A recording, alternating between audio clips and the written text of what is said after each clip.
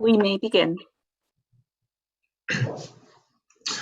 Good afternoon. Welcome to the Cannabis Regulation Commission meeting today, Thursday, May 19th, 2022. The time now is 2:01. I'm President Robert Ahn, and I'll be chairing this meeting. And the following commissioners have also joined this meeting virtually via Zoom. We have Vice President Mason, Commissioners Crockett, Naro, and Villa. DCR's Acting Executive Director Michelle Grakian has also joined this meeting, along with members of the department and the City Attorney's Office. I'm going to go over some general instructions before we start the meeting today. Due to the COVID-19 pandemic, this meeting is being conducted virtually via Zoom and is being live streamed on DCR's website. Those that wish to watch this meeting may do so by visiting cannabis.lacity.org and clicking the About menu item on the top. Under the About menu, click the Commission Meetings link. Scroll down to the bottom of the Commission Meetings page to find the live stream. You can also listen to this meeting by calling council phone at 213-621-2489 or 818-904-9450 and selecting the number for this meeting. So those that wish to offer public comment may call one of the two toll-free numbers at 877-853-5257 or 888-475-4499 and enter meeting ID 860-838-7310. These numbers can also be found on the agenda for this meeting. Agenda for today's meeting can be found on the department's website at cannabis.lacity.org and navigating to the commission page under the About menu. This meeting is being recorded, therefore we ask all speakers to please clearly state your name before you speak. The audio file will be posted online within 48 hours of the meeting. If you're in the Zoom call, when the item you wish to speak on is called, press *9 to get on the speaking queue. We will then call out each speaker by the last 4 digits of their phone number to identify the caller. The caller will be prompted to unmute themselves by dialing *6. If there are no other items you wish to speak on, you may disconnect from this call and view the meeting via live stream or dial council phone to listen only. We'll be following the agenda order today. Today's presentation to the Commission will be available on the department's website within 2 business days from this meeting. We'll consider general public comment and single or multiple agenda items together.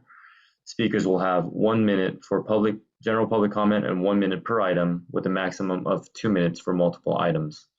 We ask that speakers state whether they are providing general public comment and/or which other items they are speaking on before they begin to comment so that we can appropriately time them. If the speaker does not specify which items they are speaking on, only 1 minute will be provided. Before we begin the general public comment, I do want to introduce our newest commissioner. I want to give a warm welcome to Commissioner Jason Crockett. Jason comes to us with years of civic experience, having served previously in the mayor's office, which is where we met, working on economic development and equity and inclusion related issues, as well as the LA Conservation Corps. He's now heading up policy at Snap Inc. and has recently received his MBA from UCLA.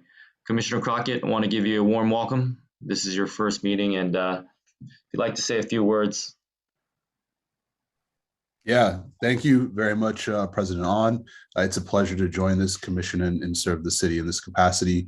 I'm very excited to take up the work in ensuring that we are creating an equitable landscape for cannabis regulation and licensing throughout Los Angeles and developing a model for the nation. I look forward to working with the members of this commission and the broader cannabis community going forward. Thank you. Thank you very much. We're excited to have you. Looking forward to working closely with you. So thank you. And with that, we'll go ahead and open general public comment and single or multiple agenda items. Speakers can address the commission on non-agenda related items that are within the jurisdiction of the commission or provide public comment for items in today's agenda by dialing *9 on your telephone.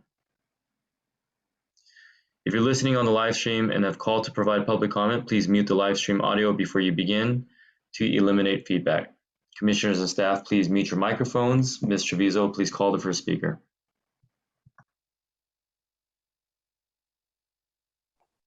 If anyone wishes to provide public comment, please dial *9.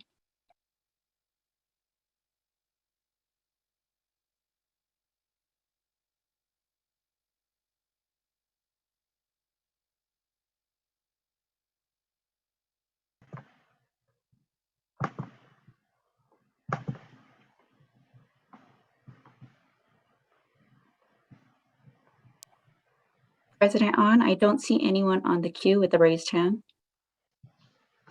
Okay, seeing none, let's go ahead and move into the agenda items. I'm going to go ahead and close both the general public comment and single or multiple agenda items. Let's move to item number 1. Commissioners, you should have an advanced calendar in front of you with our future meeting dates. Please take a look and advise if there are any planned absences for the future dates.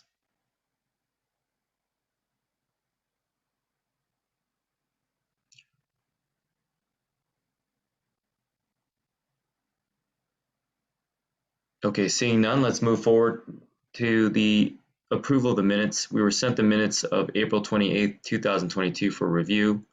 Do I have a motion to approve those minutes? This is Commissioner Villa. I move to approve the minutes of April 28th, 2022, as presented.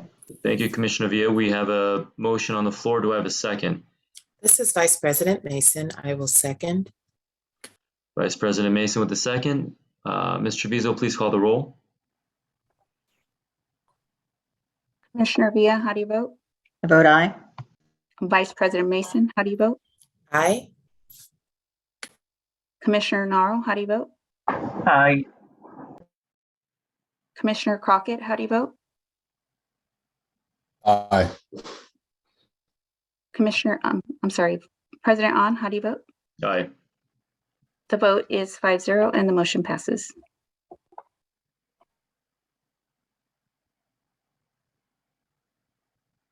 Okay, moving on to commission announcements and updates. Commissioners, do we have any announcements or updates to share at this time?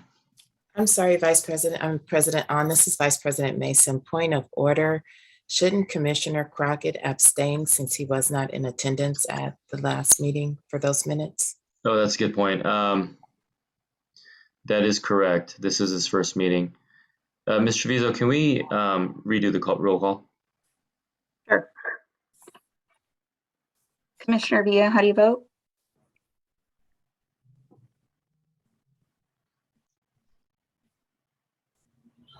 This is Commissioner Villa. I vote aye. Vice President Mason, how do you vote?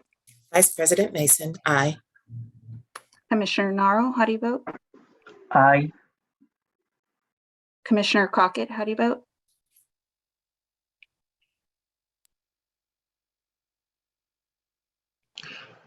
This is going to be an abstain vote. We just need to get a verbal. I abstain. Yeah. Thank you. President On, how do you vote? Aye. The vote is 4-0 and the motion passes. Good. Thank you for catching that, Vice President. Now we can move on to commission announcements and updates. Commissioners, any updates or announcements to share at this time?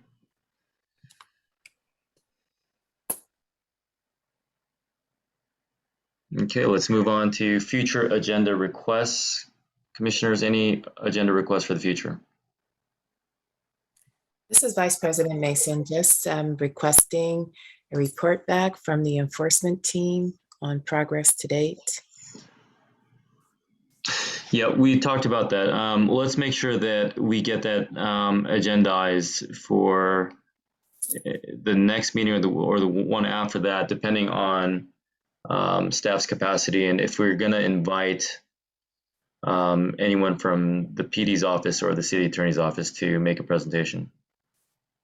So we can talk. We can take that offline and figure out how to proceed. Thank you. Thank you. Let's move on to item number 2, finding to continue teleconference meetings pursuant to AB 361. AB 361 requires that all legislative bodies make findings concerning the state of emergency stemming from the COVID-19 pandemic to continue holding virtual meetings. Do I have a motion to approve and continue teleconference meetings pursuant to AB 361? This is Commissioner Villa. I move that the Commission determine in accordance with AB 361, Section 3E3, that this legislative body has considered the circumstances of the state of emergency and that the state of emergency continues to directly impact the ability of the members to meet safely in person, and/or state or local officials continue to impose or recommend measures to promote social distancing. Thank you, Commissioner Villa. Do we have a second? Commissioner Naro, I second that motion. Great. We have a second from Commissioner Naro. Ms. Treviso, please call the roll. Commissioner Villa, how do you vote? I vote aye.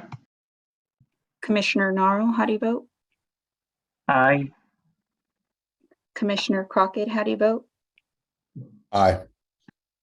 Vice President Mason, how do you vote? Aye. President On, how do you vote? Aye. The vote is 5-0 and the motion passes. Great. All right, let's move on to item number 3. Item number 3 are the remarks, welcome remarks from the Acting Executive Director, Ms. Grockin. Whenever you're ready. Everybody knows my name is Michelle Garaki, and I currently serve as the Acting Executive Director for the City of Los Angeles Department of Cannabis Regulation, otherwise fondly known as DCR. I wanted to take a moment and welcome Commissioner Crockett. DCR is so incredibly lucky to have your leadership on this commission. Thank you for joining, and we look forward to working with you. Oh. Can folks hear me? I'm sorry. Yeah, Not Ms. very Grockin, well. it's we can't really hear you. Okay, let me go ahead That's- and Yeah. one moment.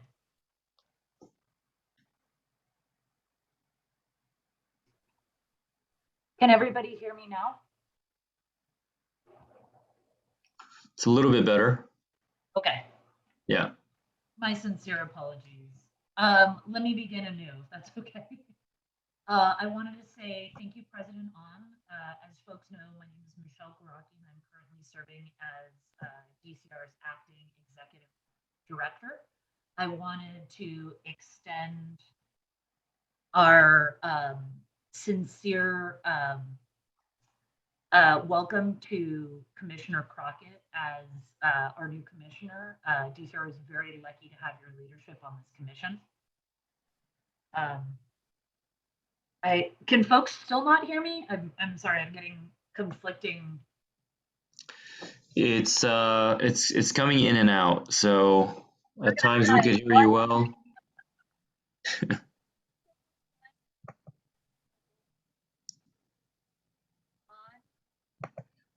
Can't hear you. What about now? No, Nothing? it's very light, very low.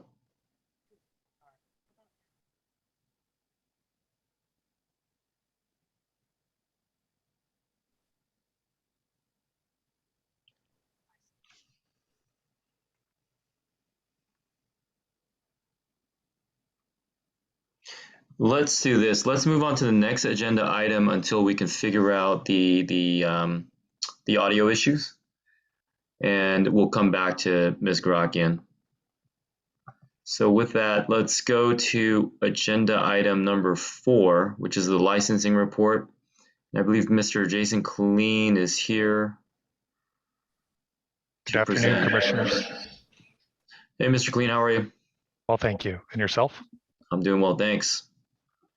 So today's licensing report is going to focus on the social equity individual applicant eligibility verification criteria. So we're going to preview what the criteria is. We've already announced that we're opening up the verification process next week on Thursday, May 26th. So we're going to talk about the criteria. Next week, we're going to conduct an in-depth webinar about how to submit information online, and then we'll present more detailed information at our next commission meeting. Next slide, please.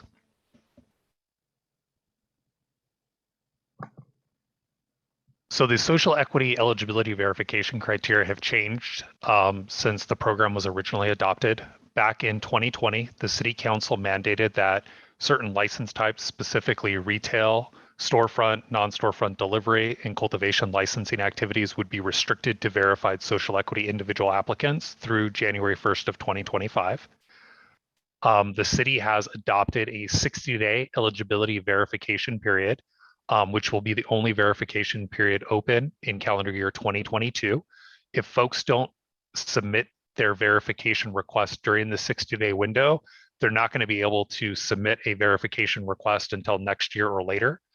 And then, of course, folks that would like to participate in the phase 3 retail round 2 lottery will need to get verified under the updated criteria.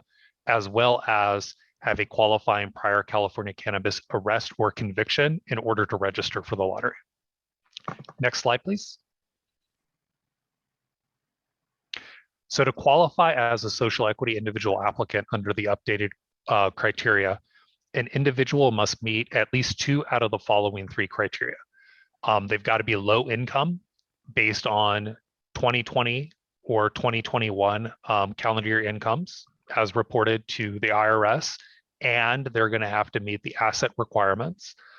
The second way, which is they had a prior California cannabis arrest or conviction, which occurred prior to November 8th, 2016. An arrest, prosecution, or conviction for a violation of Proposition D is not a California arrest or cannabis conviction for the purposes of the social equity program. And then the third piece is they have to have 3 years of cumulative residency in a disproportionately impacted area.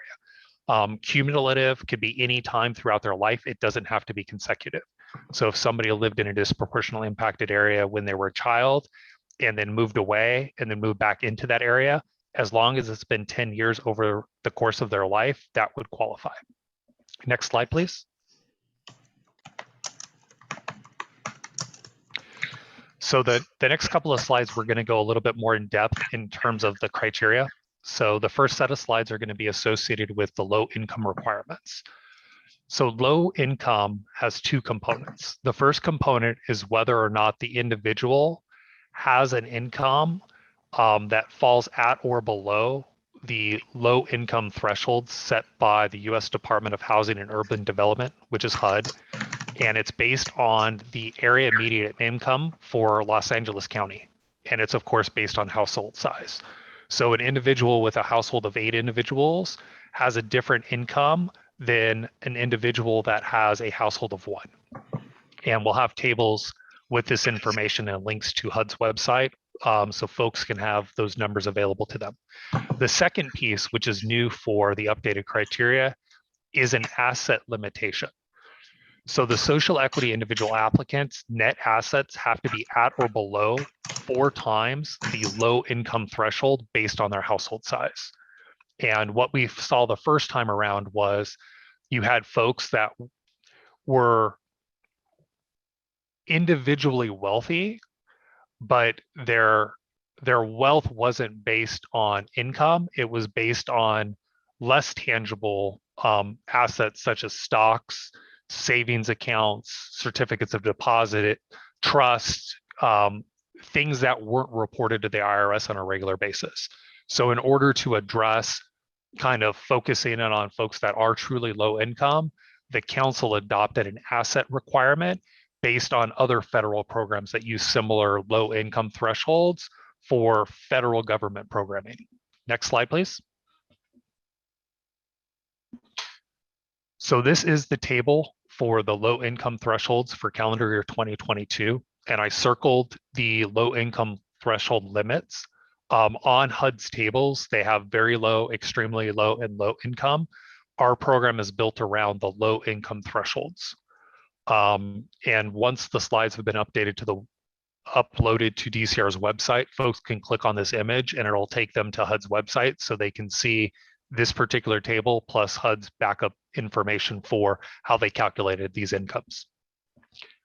Next slide, please. Of course, this is the same information, but it's for calendar year 2021. The bolding and the thresholds that are identified are what the HUD had on their website as bolded information. We didn't add that. The median family income for calendar year 2021 was $80,000 in our geographic metro area. And then of course, for a family of 4 to be considered low income, the threshold is set at $94,600. For a single individual, it would be set at $66,250. And then for a household of 8, it would be $124,900.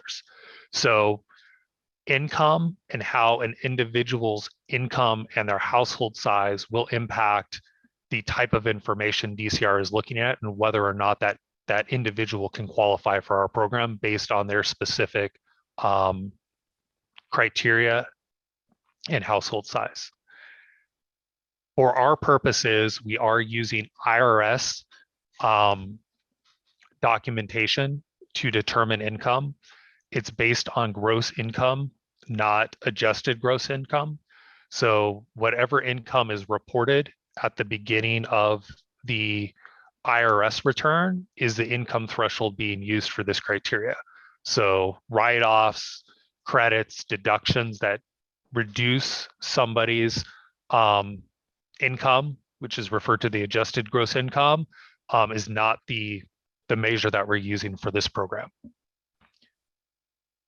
If somebody has not filed an income tax return because they didn't meet the threshold requirements to submit a return to the IRS, they can get a notice of non-filing from the IRS, which could be submitted as proof that their income did not meet the threshold to actually report it to the IRS.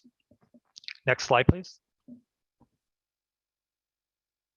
The next criteria is a California cannabis arrest or a conviction. This criteria itself has not changed from the original criteria. In order to qualify, the arrest or conviction had to have occurred in California for any of the crimes under the laws of the state of California or the United States relating to the sales, possession, use, manufacture, or cultivation of cannabis that occurred prior to November 8th, 2016. An arrest, prosecution, or conviction for a violation of Proposition D is not a California arrest or cannabis conviction, and that's set by our code. So if it's Prop D related, it will not count for the purposes of verification. Somebody can be verified for a California cannabis arrest or a conviction, but they could have something else on their criminal history that would preclude them from actually being associated or an owner of an application.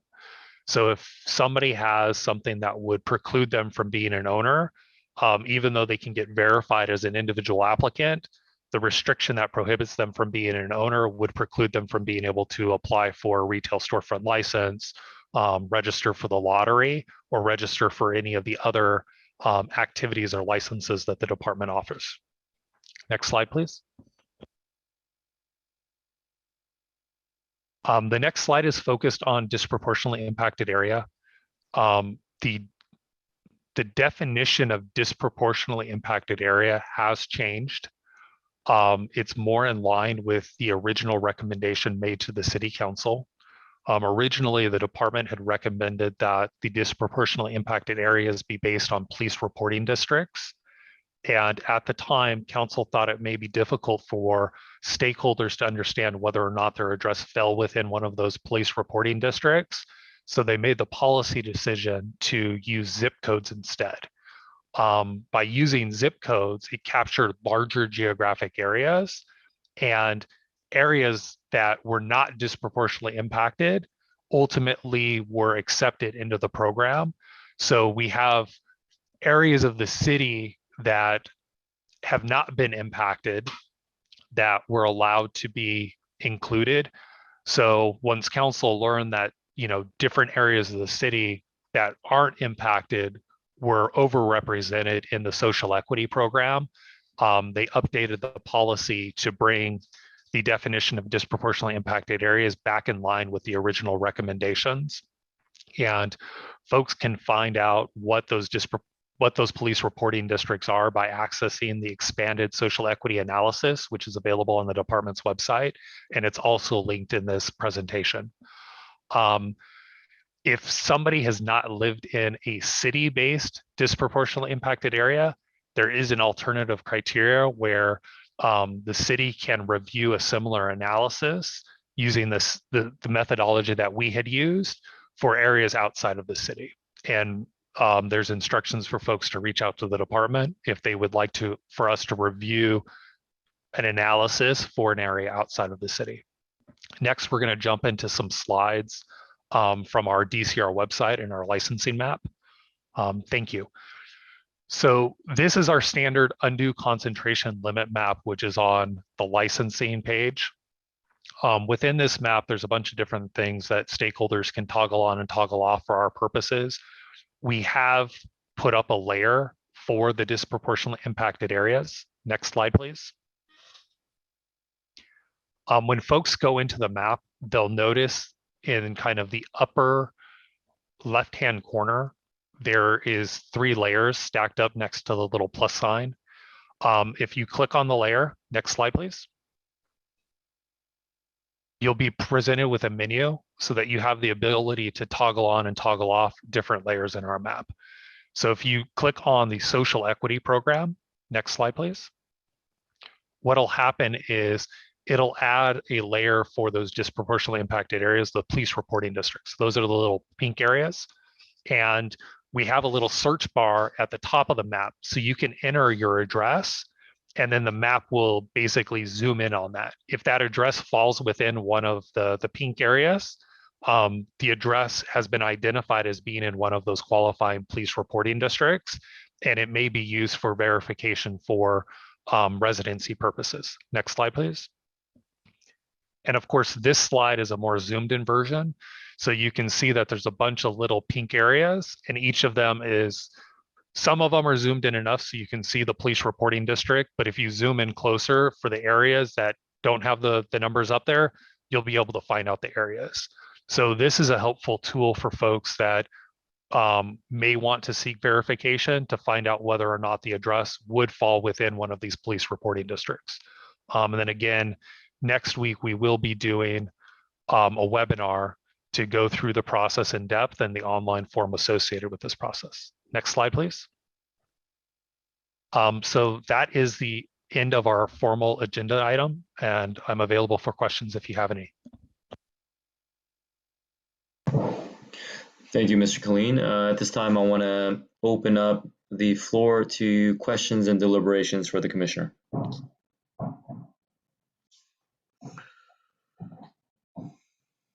Commissioner Naro? No, I just have thank you so much, Jason. I appreciate the presentation. There's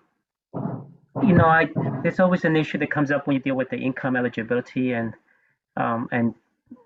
looking at the federal guidelines versus what's realistic within the city of LA. Because we know the city of LA, with the issues that we've been seeing lately about affordability and what does a poverty income level really mean in Los Angeles? I don't know if there's are you seeking the assistance of other folks in LA City? Because I think there's a big debate in LA City within other departments too. How do we actually, what's the best criteria to determine that kind of eligibility for programs?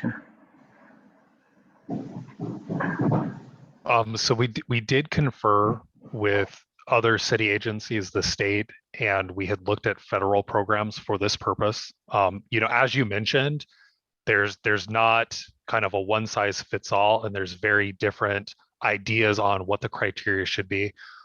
When Director Packer was making this presentation in the case to the city council, she was trying to remove barriers and restrictions.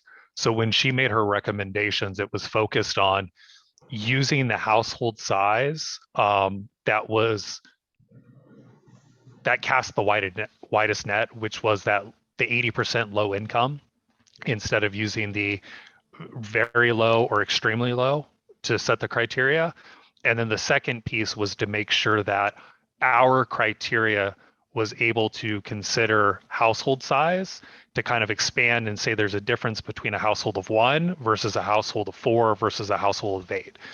So as a department, we tried to be deliberative to kind of look at it as a unique criteria that's going to be different for different individuals and make it reflective, but definitely this is something that could be updated. So if there's a better methodology or a better way to look at it, or the city's thinking on this particular issue evolves, we are very open-minded to bringing that analysis back to the policymakers to see whether or not they would be supportive of a change. But for this year, the criteria is based on those 2020 and 2021 HUD numbers, and we tried to make it as unrestrictive as possible. No, thank you so much, and thank you for being, thoughtful in that process. I do appreciate it. Thank you.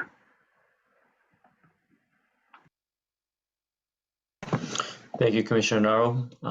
Anybody else?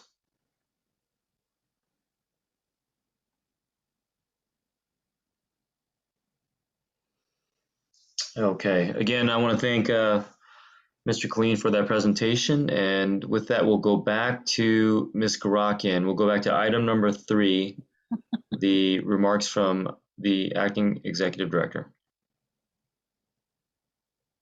Hi, all. Can you hear and see me? Yes, we can. Okay, fantastic. My apologies about that. I'm going to keep them brief. My remarks were actually a prelude to Jason's presentation. So I just wanted to say thanks to the commission. Welcome, Jason. We are so lucky to have your leadership on this commission. And I think that's it at this time. So I feel like most of my remarks were handled by Jason and his coverage of the verification process that will be opening on May 26th. Okay, great. Yep. Commissioners, do you have any questions or any comments at this time for Ms. Garakian? This is Vice President Mason. I'm just wanted to say good luck with this next round. I'm looking forward to see how it goes and if it's a smoother process than what we've seen in the past, and if the intended applicants that we want to capture are actually captured. Thank you, Vice President. We have received significantly great feedback from at least our first webinar that we hosted. We had over 244 people RSVP, and I want to say more than 170 plus in attendance. And a lot of the comments in the chat box at the time were, "This is great. Thank you so much. Thank you for providing this information." We not only had all those people in attendance, but we also had 45 minutes of Q&A with Jason. So folks remitted questions prior to, and then they also put questions into the Zoom Q&A chat box. And it was great. We were able to answer a lot of different questions, and my team is actually developing a FAQ for the verification process as we speak. So that's going to be included in the next blast that goes out, reminding folks about the webinar that we are having on May 24th at 6 p.m. So if you're listening to this from the outside world, please RSVP for that May 24th social equity verification webinar taking place, and please remit your questions beforehand. You raised, you said something that made me curious. How is this next open period being broadcast outside of those who subscribe to the department's emails? Sure.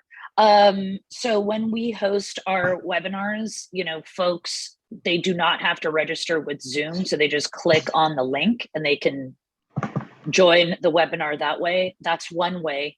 Another way is the webinar is live streamed on our website. And then to your question, Vice President Mason, are we kind of casting the net wider to capture a larger audience outside of the folks that are on our listserv? Yes, we are working with our vendors on Dr. Brown's team, the social equity program vendors, who actually are helping us market the verification process far and wide using a variety of Google ads, Facebook ads, etc.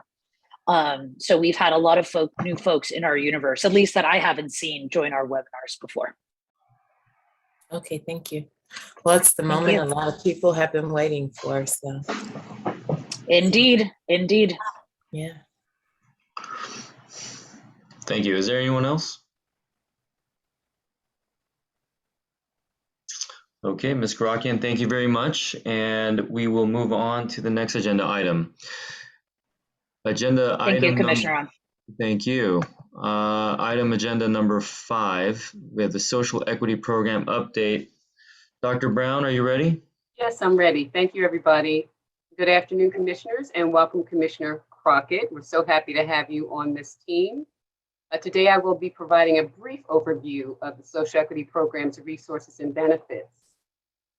As a reminder, this is the mission of the social equity program, which brings us to our work each and every day. I always start my presentation off with the mission, which is to promote equitable ownership and employment opportunities in the cannabis industry in order to decrease disparities in life outcomes for marginalized communities and to address the disproportionate impacts of the war on drugs in those communities.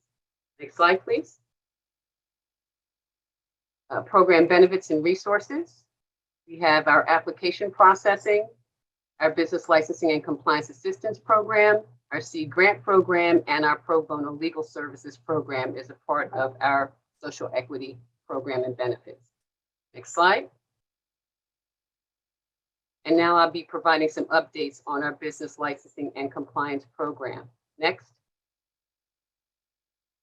In 2022 alone, we have hosted 4 monthly beachside chats with international technology experts. We have had 29 live webinars covering all topics relevant to running a successful licensed commercial cannabis business and 70 hours of small group advising sessions. Additionally, our learning management system, better known as the LMS, contains 100 hours of self-paced educational content and webinars. Next slide, please.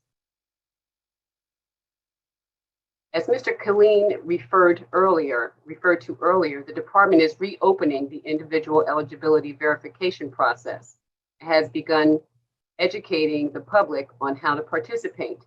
As part of this endeavor, the Social Equity Program has coordinated 3 live webinars.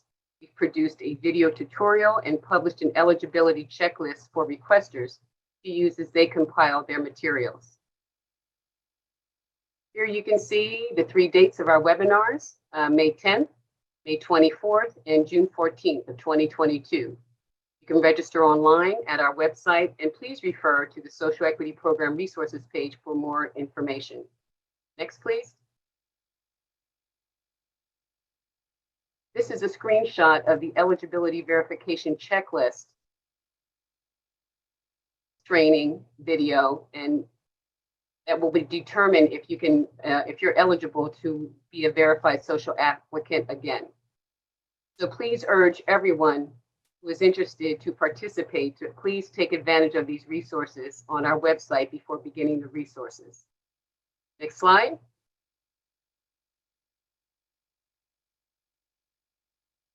This was the eligibility verification checklist. This is it right here. Next slide. As a part of our BLC program, workforce development is a component of that initiative. The GROW 2022 Career Fair was held virtually on March 18th, and March 19th, it was held at LA Trade Tech. It was a wonderful success. One of our retailers hired 10 job seekers on the spot, as a number of other job seekers were able to continue on in the interview process with other employers. Additionally, the fair offered the opportunity for retailers, manufacturers, delivery operators, and distributors to connect. One of our social equity manufacturers was able to expand into a number of new retail locations as a result of the networking at the career fair. Next slide. Last month, I announced that we launched an innovative new pilot program called the Capital Caseworkers Pilot. This program uses a coaching model to assist applicants with overcoming common hurdles to successful entrepreneurship. Our current applicants meet weekly with their capital caseworkers to discuss their unique challenges and how to solve their problems. The coaches point them to resources supplied by DCR, including our live webinars, virtual advising sessions, our pro bono legal services, and self-guided curriculum on the LMS system. The coaches also point applicants to other services outside the department to help alleviate these pain points. Currently, the coaches are assisting applicants with finding compliant property, navigating complicated investor relationships, identifying new sources of capital, and other operational challenges. I look forward to submitting a full report on the success of the program in June and to a discussion about our plans for expanding the program to cover additional social equity individual applicants. Next slide. Our pro bono legal services assistance. The DCR continues to provide pro bono legal assistance which includes retail and delivery-only applicants deemed eligible for further processing. Communications went out to these applicants by email and text messages. If you did not receive this communication but believe you are eligible, please contact us at dcr.sep@lacity.org so we can assist you. Next slide. This screenshot is of a page where you can sign up for this service. Please complete the online survey and upload the authorization agreement to complete the process. Next slide. And finally, our seed grant program. Next slide. I would like to remind the Commission that we distributed $6 million in direct financial assistance to 206 seed grant recipients in 2021. We look forward to receiving the next installment of the California Equity Grant for local jurisdictions so we can continue providing financial assistance to our applicants and licensees. And with that, I'll turn it back over to Ms. Garakian. Thank you. Thank you, Dr. Brown. Do we have any questions or comments for Dr. Brown?